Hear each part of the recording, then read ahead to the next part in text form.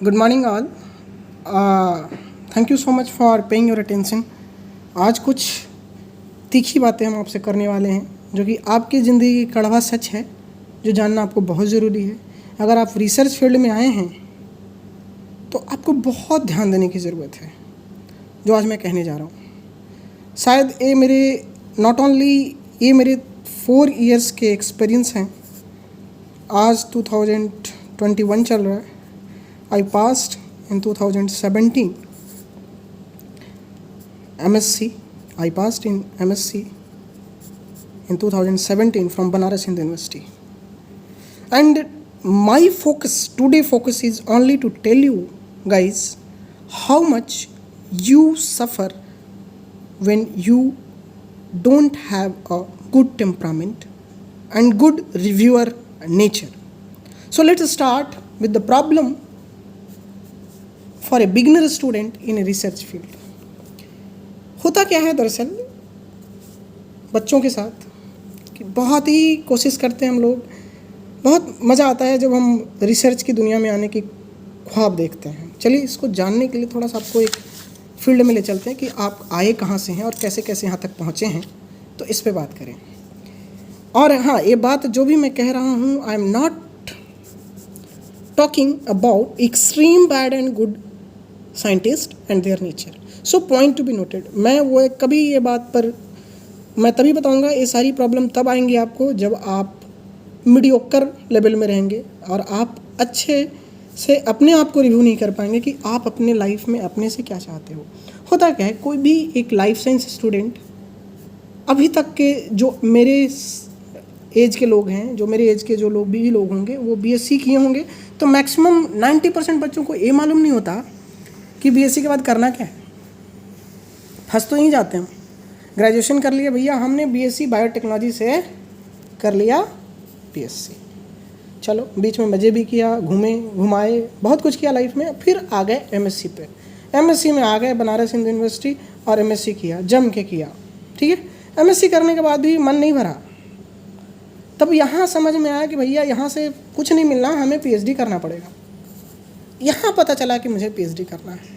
अगर मुझे यहाँ पता चल जाता मुझे पीएचडी करना होता तो यह जर्नी थोड़ी आसान होती। तो ये उन दोस्तों के लिए, उन बच्चों के लिए ज़रूरी है, अगर आप पीएचडी करना चाहते हो तो you have to focus from your BSc, from intermediate that you want to do a PhD. So if you want to be a doctor in the field of your PhD, through PhD, अगर आप PhD के through अगर आपने degree लेना चाहते हो, अपने नाम के अगर डॉक्टर जोड़ना चाहते हो, तो आपको अपने इंटरमीडिएट से इस पर ध्यान देने की ज़रूरत थी, जो आपने दी नहीं। चलो कोई बात नहीं, बहुत होते हैं ना भाई लाइफ में, बहुत सारे मोड़ आते हैं।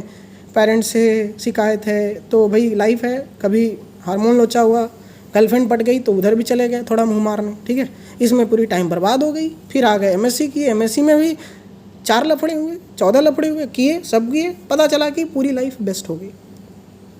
अब आपकी उम्र कम से कम 25 साल तो ज़रूर हो गई होगी।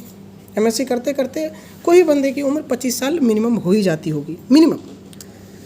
अब बात कर लें, अब स्ट्रगल फॉर एग्जिस्टेंस आ गया। मम्मी पापा भी पैसा देना बंद कर दिए कि तुम बेटा जो करना है करो, अब तो हम पैसा भी नहीं देंगे।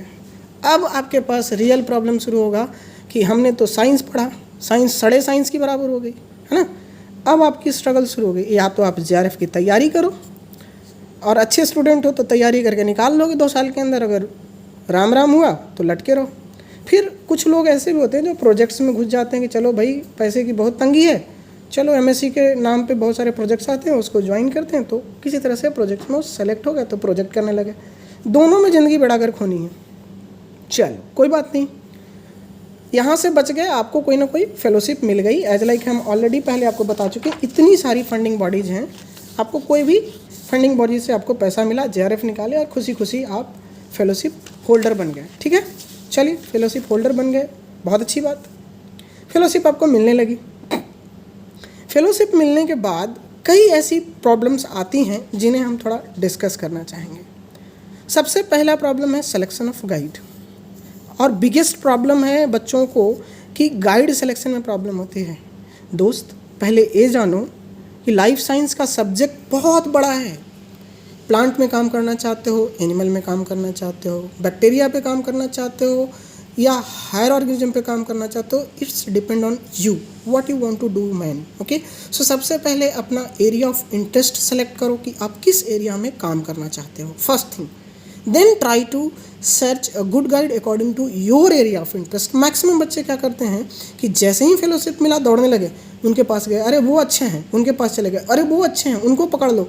तो इसमें क्या होता है, हम इसी में लटके रह जाते हैं और कहीं के कहीं चले जाते हैं, एरिया ऑफ इंटरेस्ट बदल जाता है, काम बदल जाता है और फिर मन भी नहीं लगता। बहुत सारे ऐसे बच्चे होते हैं जो काम छोड़ करके PhD ज्वाइन करके 2 साल करते हैं, फिर UPSC PSC की तैयारी करने में लग जाते हैं। तो इससे बढ़िया था ना कि क्यों अपना टाइम वेस्ट कर रहे हो इतना, BSc MSc and all, direct आप क्यों नहीं जनरल कंपटीशन की तैयारी की है। तो यहाँ पे आपको फिर मार हो गई, समय निकल गया आपके लाइफ की। अब है, चलो कोई बात नहीं, आपने ये सारा चीज़ कर लिया, नहीं किया वो अलग चीज़ है। Nature of guide also depend. For the sake of God I am very privileged person of my life that I got a good scientist. So nature of guide भी बहुत मैटर करता है। अगर आपका गाइड अच्छा नहीं है तो वहाँ पे भी ज़िंदगी ख़राब हो सकती है, ठीक है। एंड नेचर ऑफ इन्वायरमेंट, आप जहाँ काम कर रहे हो उस लैब का इन्वायरमेंट सही नहीं है तो भी आप एक अच्छी रिसर्च और प्रोडक्टिव रिसर्च नहीं कर पाओगे। अगर आप मीडियोकर स्टूडेंट हो तो आपके लिए बहुत बड़ा हर्डल है कि आप अपने काम को कैसे करोगे, क्योंकि मीडियोकर स्टूडेंट्स के साथ क्या होता है, जैसे मैं अपना ही केस बताऊं, मुझे नहीं पता कि मुझे काम कैसे करना है, मुझे नहीं पता अपने काम को कैसे प्रोडक्टिव बनाना है। शुरुआत में जब मैं आया तो मुझे नहीं पता चला, 2 साल 2.5 साल मेरा कैसे गए। लेकिन अब क्या हुआ कि हमने पढ़ना शुरू किया, पेपर्स पढ़ना शुरू किया।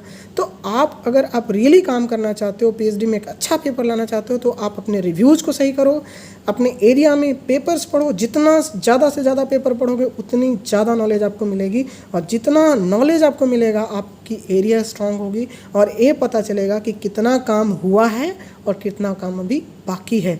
तो हम आपको कहेंगे try to be a good reader. First review करो लिटरेचर को, अच्छे से पढ़ो, इतना जानो कि उस एरिया में तुमसे ज़्यादा कोई जानकार ना हो। ये बहुत इंपॉर्टेंट पॉइंट है। आप जब इस दिमाग में डाल लेंगे कि आपसे ज़्यादा नॉलेज उस फील्ड में किसी को ना है, तो समझिए उस दिन आपको लगना चाहिए कि नहीं, this is the real good day for me. And ये आपके लिए बहुत ज़रूरी है, आपको समझना बहुत ज़रूरी है और रिव्यू करना बहुत ज़रूरी है, ठीक है। चलिए अब है वर्किंग टेम्परामेंट। चलिए बहुत अच्छा गाइड मिल गया, आपका टेम्परामेंट ही नहीं है काम करने का। वादा किया कि हम 24/7 काम करेंगे, काम 12 घंटा भी नहीं कर रहे हो, 10 घंटा भी नहीं कर रहे हो, 5 घंटा भी काम नहीं कर पा रहे हो तुम। How much you are efficient, you are just, मतलब कहा ही नहीं जा सकता कि आप एक अच्छे रिसर्च स्कॉलर हो, because you are not efficient to work.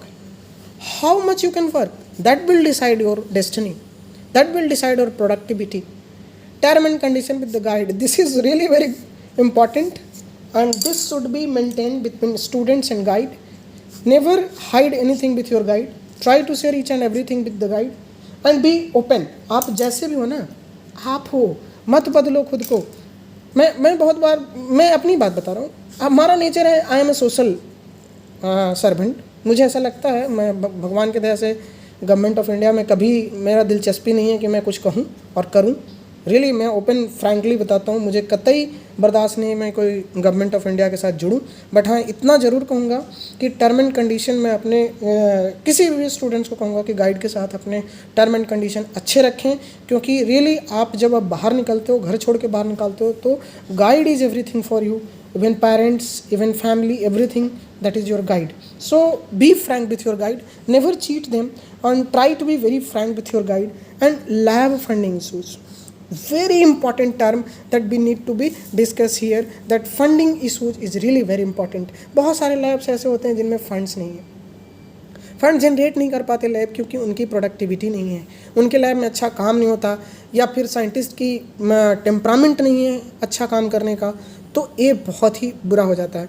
कभी कभी क्या होता है ना, चलिए ठीक है, आपके कम्युनिकेशन स्किल अच्छे हैं, आपके फ्रेंड्स बहुत अच्छे अच्छे जगह हैं, तो आप उनके थ्रू भी अपने काम को आप क्या कर सकते हो, स्किल कर सकते हो, डेवलप कर सकते हो और बूस्ट कर सकते हो। अगर आपका बैड कम्युनिकेशन स्किल है भैया, तो that will kill your life definitely. In the scientific community you can not think that you will not going to take help with any other, so mind it and do it.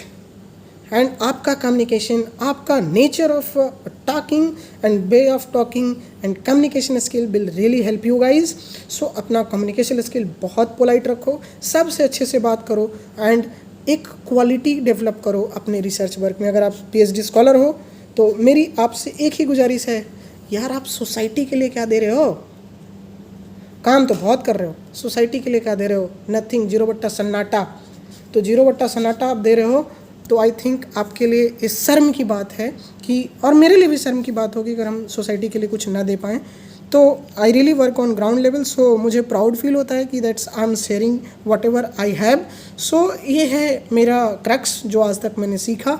Number of publication will decide your destiny again. और quality of research, ये नहीं कि आपका जो paper है .1 में, .2 में, 1, 2, 3 impact factor में 50 पेपर आप छाप लो, कोई फ़ायदा नहीं है. एक पेपर कोई छापा 13 इम्पैक्ट फैक्टर में, 14 इम्पैक्ट फैक्टर में, नेचर प्लांट्स में, नेचर बायोटेक्नोलॉजी में, लैंसेंट में, और भी बहुत सारे अच्छे क्वालिटी ऑफ जर्नल हैं, वहाँ अपने पेपर्स को पब्लिश किया दोस्त. तो समझो वो दिन दूर नहीं जो आपका कल्याण ना हो. तो ये बहुत इंपॉर्टेंट है कि आप अच्छे पब्लिकेशंस को डेवलप करो और अच्छी नेचर ऑफ क्वालिटी पब्लिश करो.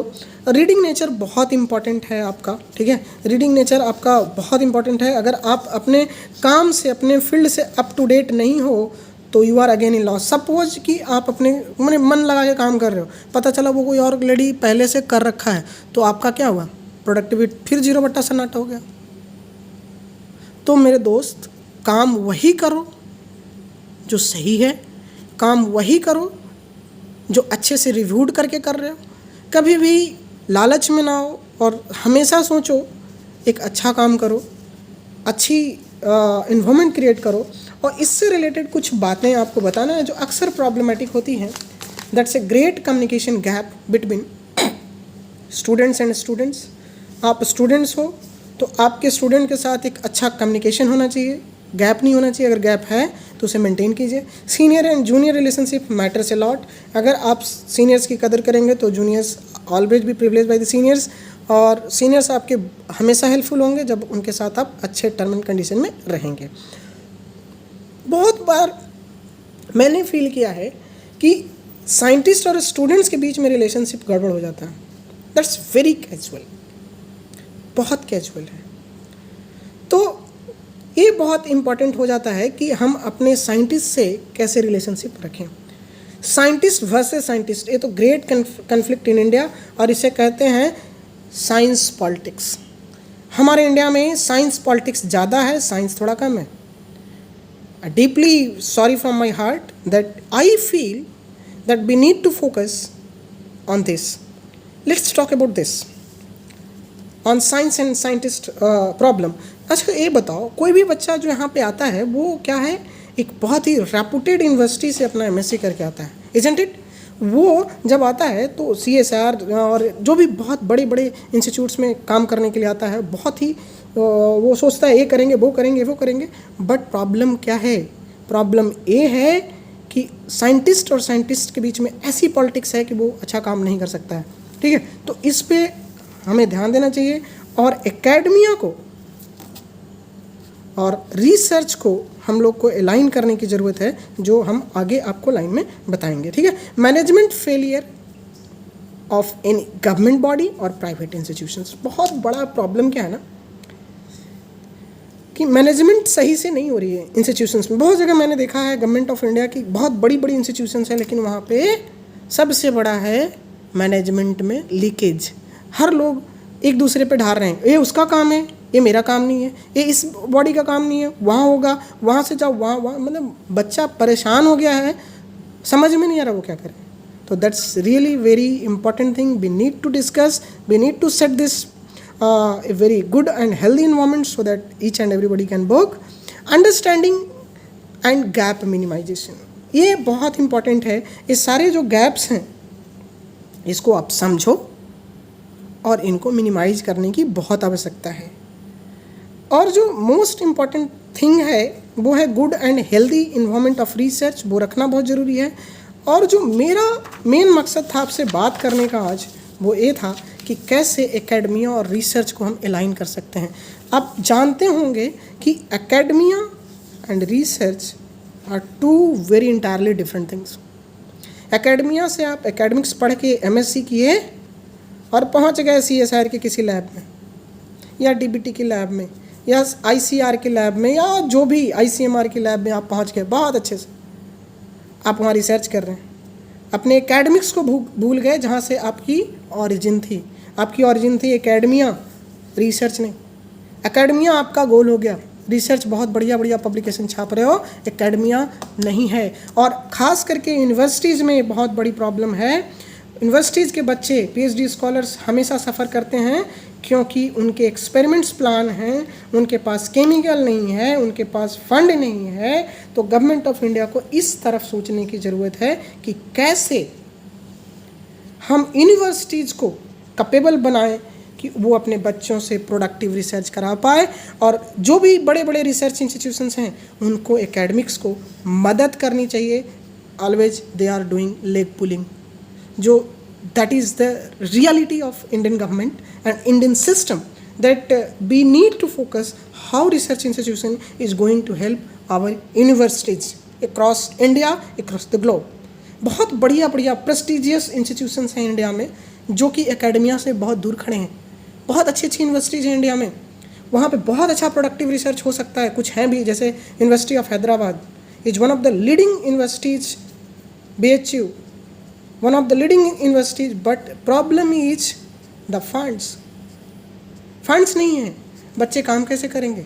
आप रिसर्च खोज रहे हो, मेकिंग इन इंडिया कर रहे हो, डिजिटल इंडिया कर रहे हो, और रिसर्च स्कॉलर को 2 वक्त की खाने की भी प्रॉब्लम हो रही है, अच्छा खाना नहीं दे पा रहे हैं आप। तो प्रॉब्लम तो यहाँ है ना, आप खाना नहीं दोगे, पानी नहीं दोगे, बच्चा सफ़र करता रहेगा, तो आप क्या रिसर्च क्या खोजते हैं हमसे? खोजना तो तब चाहिए जब आप एक अच्छा लैब इन्वायरमेंट क्रिएट करें, अच्छा खाना दें, अच्छा सोसाइटी डेवलप करें, बच्चे हेल्दी अनुभव करें, खुश महसूस करें। तो मेरे हिसाब से I think we all need to think on how this academia and research distance can be minimised. So I think this is all about my crux and the story, and I am deeply feeling regret that I am not able to help this all right now, but in future I will try as much as I can. My aim is how we can meet these 2 very important factors together. Academia and research can do so many wonders in the world. In India we have enormous number of potential, but we lack in communication. So please maintain the communication between academia and research. And I will just say one thing at last, dear friend, अगर मैंने किसी को भी गलती से भी hurt किया हो तो आई am deeply sorry from my bottom of my heart. But जो मेरी फीलिंग्स थी मैंने आप लोगों के साथ शेयर किया।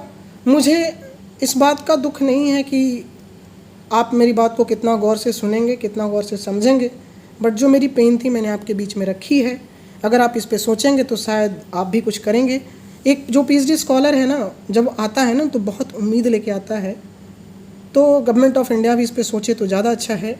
और मेरी सबसे गुजारिश है कि इस पे हम सोचें, आगे बढ़ें। और ये मेरी अंतः आत्मा की आवाज़ थी जो मैंने आप लोगों के बीच में रखी है। अगर आपको अच्छा लगे तो लोगों के बीच में शेयर करें, उनको जागरूक करें और बताएं कि science, how much science is competitive. And अगर आपकी कंपटीशन अभी छूट गई ना तो हमेशा के लिए छूट जाएगी। Thank you so much for watching this. See you soon into the next. Bye.